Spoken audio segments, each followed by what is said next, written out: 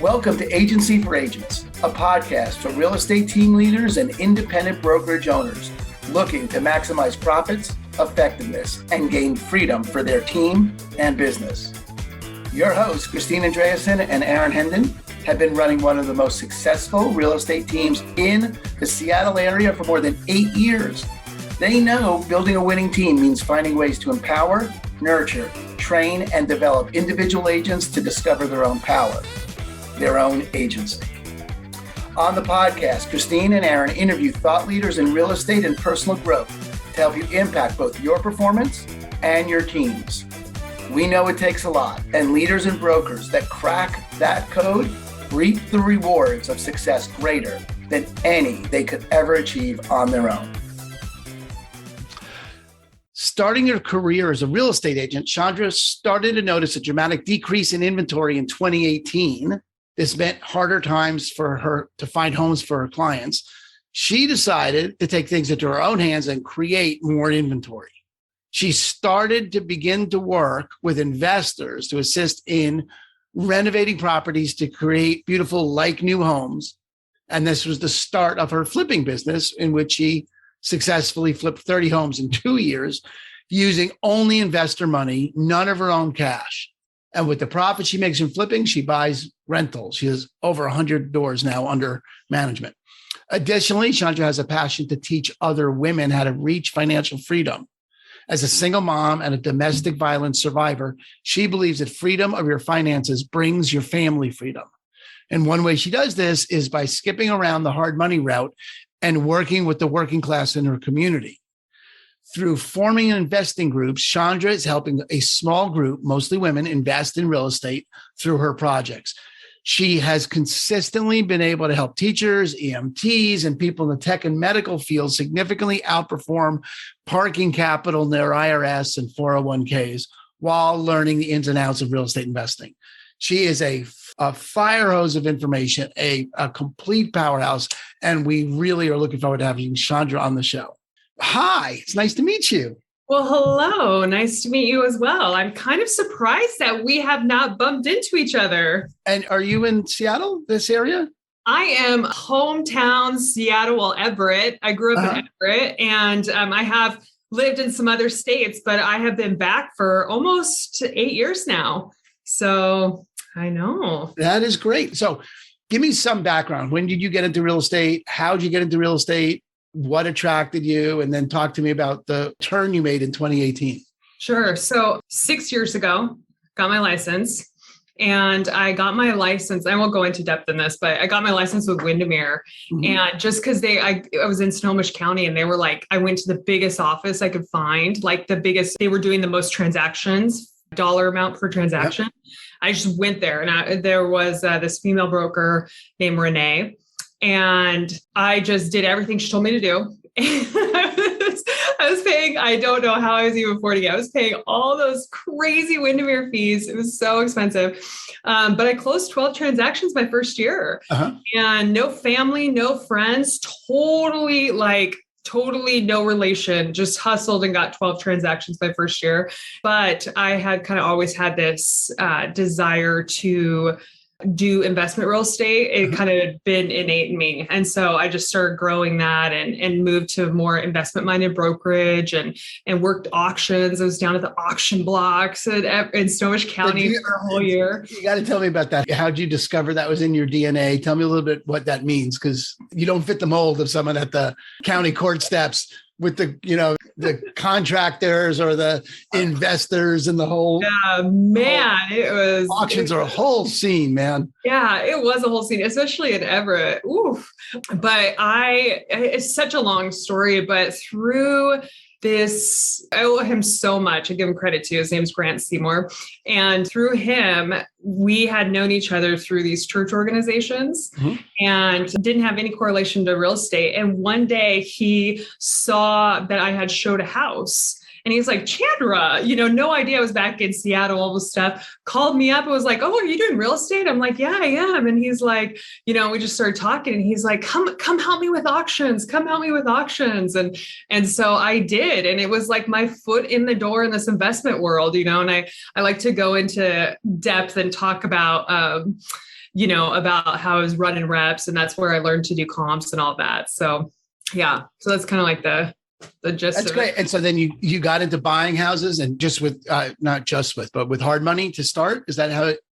Yeah. So, okay. I'll dive into some of these more details because I think they're really pertinent. So when I got into the auction world, it was a world that taught me how to do reps. So like I would go and I would drive 40 to 60 properties per week, these distressed properties, and I would go out and drive them. And I came from and I really like to highlight this a little bit because I came from a domestic violent marriage, and I am a survivor of domestic violence. 1 in 3 women have had experienced domestic violence, and 1 in 4 men have. And when I was living in Texas at the time, and when I freed myself, it sounds so dramatic, but when I got out of that situation, I began to find this like completeness in my life. And I kind of dove into real estate from that aspect. And when I was doing auctions and when I got my foot in the door in this investment real estate, finally, I had my little son, who was about 2 years old, in the car seat, and we would be out driving all of these distressed properties during the day. I would go pick him up from school. We'd drive properties, and, I was just out doing what I could. And then I would come home and I would comp all these 40 properties I drove. So I learned the ins and outs of comping neighborhoods, how to comp for investors, how to comp for flips. So I was just sitting there running reps of what to do. And in the meantime, I was also running my real estate business at the time as well. And so I began to intermingle my traditional real estate business, catering to clients, going this. And then also now I started this wing of my investment side. And so it began to flow and mesh. And after I was done like comping these properties, I became an expert. And so I was able to have these tools and these abilities for my real estate side of talking to sellers and talking to buyers about neighborhoods. And I knew the ins and outs of houses. I knew what to look for. I knew in 20 years, your house is going to look like this distressed one if you don't do this. And if you buy this house, you need to watch out for this siding. And so I learned all this very quickly in that fast-paced time. And then I would go and I would have to pitch all of these houses to investors every single week right before auction. So Thursday night, we'd have our pitch meeting. And so I was up there and I learned how to talk to investors. I learned what they were looking for. And I began pitching these houses. And then I would represent them at auction and we would sell these houses. And then that's where the fun started. We would kind of hold hands through for some of our new investors and flipping and stuff like that. And so I just kind of began running reps. And there's this really good book out there. It's called Strength Finders. Yeah, Strength Finder. And the premise of the book is that I came from this corporate America background, and I don't know if you're familiar with this, but I'm familiar with Strength Finders for sure. Yeah. And you sit in corporate America and you come up with your strengths and you come up with your weaknesses. And then in corporate America, they're like, put a whole action plan together with your weaknesses and and you have quarterly meetings about how you're developing your weaknesses. So I was inundated with this. I used to work for corporations like Nike and stuff like that. And so I was inundated with this. And when I read that book, the book's premise is all about how to build your strengths. And it gives this analogy of Michael Jordan, how Michael Jordan's out there and all he did from morning to night, from 5 a.m. to 9 p.m. He was the last person that he was running, doing reps, shooting the ball, doing reps, working on his strength.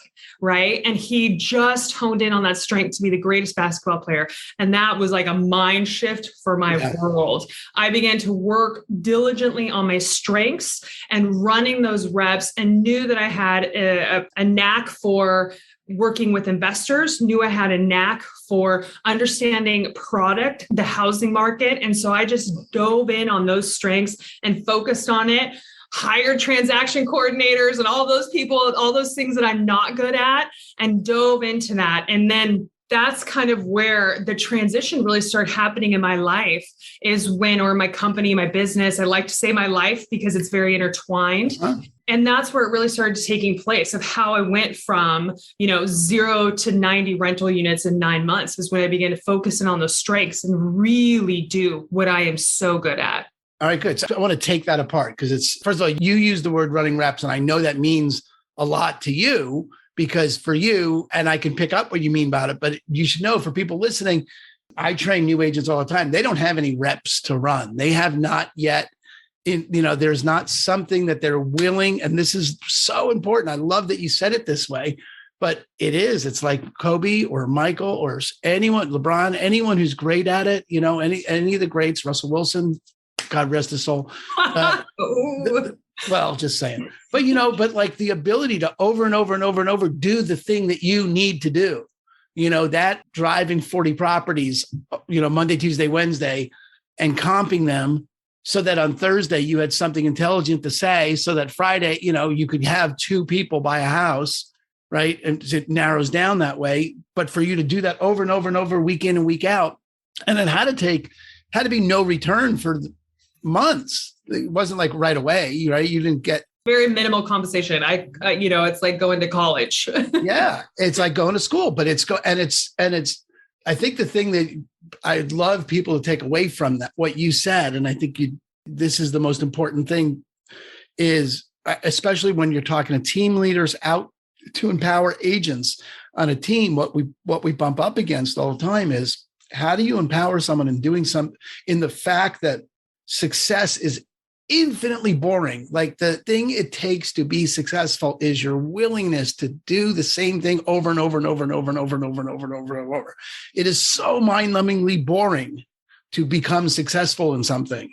And it doesn't look that way from the outside. Anyone looking at you from the outside would be like, look at her, she's a baller, 90 units, 2 years, 50 houses flipping, it's exciting, but in the background is mind-numbingly boring activity over and over and over and over that created the platform for you to do this. That's what you mean by running reps, yes? Yeah. And running reps in your strengths, right? Yeah. Do not waste the time running reps that do not involve your strengths, because then you're going to be driving yourself crazy. You're going to be running that hamster wheel because those activities aren't your moneymakers, right? So if you can run the reps in your strengths, that's when you're going to see your differentiation between other people and yourself. So good. And what I love, go ahead, the example I love to give is social media, right? It feels so daunting to agents above a certain age, or maybe you're not on social media, right? And so if you're not good at social media, you can't don't do it today. Don't do it, right? Run the rep in what you're good at. If you're good at meeting people, one of my favorite things to do, like I said, I learned my strengths. I'm great at pitching investors. So what I did is I took that marketing strategy of pitching to investors, and I went in and I said, I found my market demographic. So there is only, in our investor world, only 30% of investors are women, such a small percentage and they can be married, investing with their partner. It doesn't differentiate. 30% is only women in this market. And so I was like, I need to here I am. I live in Seattle. One of the highest per capita paying groups is women in this area. Yep. Thank goodness, right? We made up some of that. And so I went in and I dove in and I found groups of women who I know are making money. I went to software meetups. I went to nurse. I met every single nurse I could because it's a great economy, great network. And I went and I just dove in and I found these networks of women, and I began a meetup group for myself. Why are women investing in real estate? I connected with other investment groups of women, and I saw my niche and I ran my rep in that niche of market. And I took any investor, because whether they were $10,000 investment, $20,000, $40,000, I did not care. I wanted women to participate in investment real estate. And I went in and I found that niche, right? So I began to run those reps in those areas that I knew I was good at. One of the obstacles I faced, because I was flipping I started flipping one house and I kind of was getting into it. I was in real estate and I began to flip more and more houses and I put this business plan together. And my biggest obstacle between flipping 3 houses a year to now 25 a year is money, right? That was my biggest obstacle. How can I afford to do this? How can I do this? I can financially afford to flip about 3 houses a year. So I just overcame the obstacle and I worked backwards and I said, okay, I need money. How do I find that money? I found my marketplace. I found my niche. Either way, whatever. You're going back and forth. And I love the way you go back and forth. I was going to say something about it, but that's good. We should just say it the whole way. As long as we say GIF, as long as we're going to go GIF and not GIFs, we're all right. That's right. That's right. And I found that niche of people and I began to market and I began to run reps every single month. Every single month I was meeting with them. Every single week I was meeting with an investor and I overcame that obstacle. So what I like to encourage people that are just starting kind of either whether you're real estate or find the obstacle. Is your team? Why are we not breaking the 50 transaction mark? Why am I not selling over 20 houses a year? Why isn't my team growing from 3 people to 10? What is the obstacle? And it's going to be a very easy obstacle, guaranteed. Money, the right person. I find that those 2 are almost always the obstacle, right? So money or the right people, and then spend every ounce of your time, the best strength that you have in overcoming that obstacle. Don't go for the weakness of it. What I mean by that is like, if you need to hire somebody, go hire a company to find you the best person if you're not good at hiring, right? So overcoming that obstacle within your strength is also the piece that I found that has elevated this business and grown it exponentially over the last 5 years. That's great, Chandra. I think the takeaway, especially when, again, for people that are training agents, we do this with whatever success we do it, but the opportunity of having people find what they're good at and then maximize that. I tell my agents all the time, you don't need to be on every freaking platform. I'm of Facebook age, but I'm not of TikTok age. It's just not my people. So focus on what you're good at. And, Seth Godin always says, this is where you need 100 loyal fans. You need 100 people. You don't need to appeal to everybody, and then as you focus, your story is focusing on women investors and empowering that group. The other thing that you didn't say, but it's super obvious, Chandra, is your passion for it. This is something that goes beyond the transaction for you. There is a dual, at least, purpose of what you're building. This isn't just something that you're doing to do. It matters to you that women are empowered, that you have the opportunity to get up underneath them like that. And I think that's, important for team leaders to recognize that if you're not passionate about empowering people on your team, you shouldn't have a team. I was interviewing someone the other day and she was like, we decided 3 agents was our maximum profitability. That's where we really, so it's really, you got to find something that you're passionate about running those reps in. Yeah. And I can hear, the difference you want to make for women is just inspiring like that. Completely clear. Comes out in everything you say. Yeah. And there has been such a gap. Women were really only able to buy real estate over about 100 years ago. We were allowed to if we weren't married, but we had all the mortgage and women and people of color, right? So we had all of we couldn't because of all the mortgage restrictions or historical, biases and all this kinds of things. So really it wasn't until the 80s where we saw at least women being able to purchase mortgages on their own or open lines of credit on their own, which is huge. 78. You couldn't have your own line of credit. And we have a huge gap to overcome. And I feel like providing a platform is what I found was the most quintessential or catalyst moment. So I began to develop this investment side where it was very easy for investors, anybody, right? It's my claim to investment. I will take an Amazon employee. I will take this awesome lady who works for the sheriff's department, any type of college students, any type of investor, and I give them a platform. We do a very simple JV structure structured investment. They invest into that property that we are flipping. So I don't touch their money. It goes straight to escrow.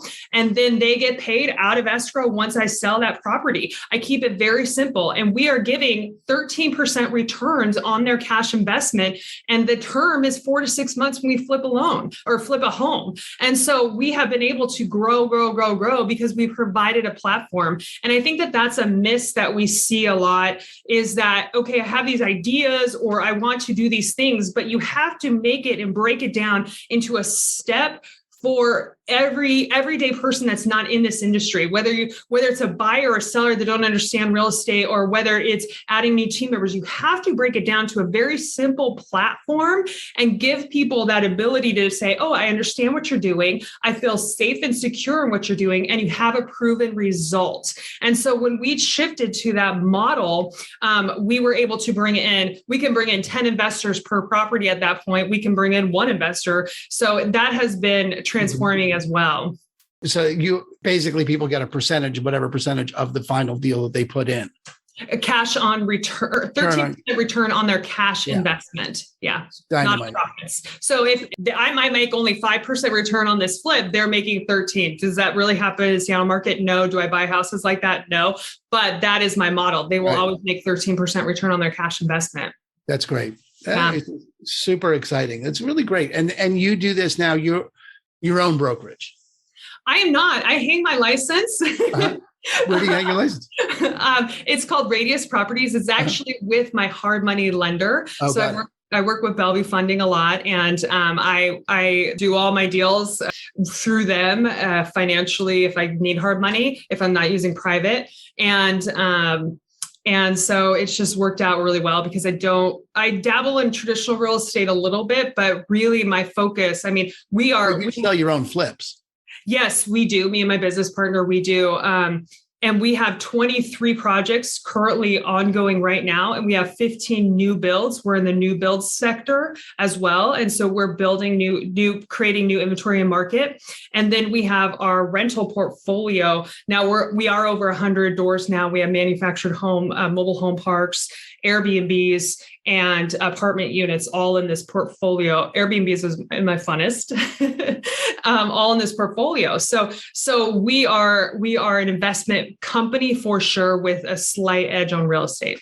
Good. And if people wanted to get a hold of you to talk to you about, how to copy that model out wherever they are, wanted to, have a conversation about, here you got team leader, managing broker.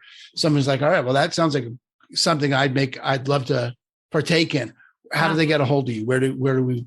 Well, one, I love working with real estate agents because I understand commission-based income, right? I was living off it up until about a year and a half ago. And now I transitioned to paying myself through my rental properties. But so I understand it. And I honestly, want to just be like, here, come invest with me, real estate agents, because I get you get this chunk of money and then it's kind of gone. You're out paying your bills, right? And so getting invested into another avenue where you're getting income is honestly, I love real estate agents, work with them all the time for investment purposes. So everybody, I am on Instagram. I am on Facebook. I'm on social media platforms. I answer every single DM. I answer every single comment. I am on there. Please find me, Chandra Lacy Real Estate, Lacy, not the E like in Washington, like Lacey, Washington. Yeah. Chandra Lacy Real Estate on Instagram. Super easy to find on Facebook. I also lead the Wire Women Investing in Real Estate. It's another great platform to reach out to me on Fabulous. Facebook and meetups. And I love to talk to brokers, managing brokers, and just come and support in any way I can because I understand the business and the industry is hard. It is a customer service based industry and a lead generation based industry. And you have to be phenomenal at generating leads. And how can you do that? And how can you provide another source for your clients out there? And I love to be that source for them. Great. That's great. We're definitely going to talk about doing something together because one of my projects here, so I live on Vashon. I'm down. Oh, nice. And highly involved with a domestic violence education organization on the island. I'm the fundraising committee. So we're going to be talking about that because that's a big deal in my life as well, to have the opportunity to impact the community in that way. And I think it's a really, one of the things that I think is important is that real estate agents start to deal with their place in the community as sort of a central piece of people's lives like that, where we're not engaged every day, but we do when we are. We're a big part of people's lives. We have an opportunity to contribute in a way that's unique. So I love that that's where you've pointed yourself to make that difference. I just think it's really inspiring. I like to give this analogy because I've always had this passion in me. I've always kind of driven and done all these things, but I was given this analogy. I think it's great. Life is like a wheel, and you have all of these spokes of this wheel. And so you might be going along in life and using your natural abilities and stuff. But if a spoke on your wheel is broken, it is hard to keep the momentum going. And so when I finally got out of that, that relationship, I began to repair that spoke of my wheel. And so now my wheel is now a complete wheel. And I have found that in my life, the momentum that now I'm able to create is holistic, it's full circle. And now it keeps going and going and going. And I have looked and done the hard work in my life and got things in a place where now we can create momentum off of this natural kind of giftings and strengths that I've had. And so bringing a holistic approach to your life too is something that will help to set you apart and help others, like what you're saying, help others to achieve that as well. Yeah. Fabulous. All right, good. Well, I think that just generally the last question we ask everybody is, what books are you reading, or what book should we read besides Strength Finders, which we got? Anything else you've just read or you recommend that you insist that people read? There is a phenomenal book. If you have children, I'm a single mom. I have two kids, 13 and 8. There's a really good book. It's called The Teenage Guide to Becoming a Millionaire. Oh my God. I know. That's good. I got 2 teens. I'm writing this down. This is ready. Good. And it was created by a teacher who teaches high school business. And one of his courses is investment real estate. And I listened to a podcast he was on. It was mind blowing. I buy his book for every single teenager person I come across because the tools that he gives, I think, is amazing. So if you have kids, get them those tools. Rich Dad, Poor Dad is another one, but I think this one speaks to them. One of my favorite books and empowering books I love to share is The Awakened Woman. And the premise of the story is about a woman. She was born in Africa, and she does this African tradition of this dream she has. And they bury this dream that she has, and she doesn't tell anybody about it. And then she builds this life off of this ritual of the burying of the dream. And it's just an inspiring book. And it's also a book that creates about how to tell your story. And it gives points on that, which I think is so powerful. So that's a very good book. It changed my thought process on storytelling and dreams and reach for the stars. Awesome. Chandra, thank you so much. I'm very much looking forward to getting together, given we are in the same area and that we'll be inviting you to events. But thank you so much for coming on. Thank you for your contribution. Thanks for all that you do. And we'll be in touch. I'll put everything in the notes. So if people want to get a hold of you, they'll know how to do it. And have a killer day. Thank you. Thank you. Yeah, my pleasure. Thank you for tuning in to another episode of the Abundant Life Podcast, brought to you by Christine & Company and eXp Realty, the global online brokerage powered by top agents and cutting-edge technology. If you liked what you heard, consider subscribing wherever you listen to podcasts. Your hosts have been award-winning brokers Christine Andreasen and Aaron Hendon. For more on them, visit christineandcompany.com.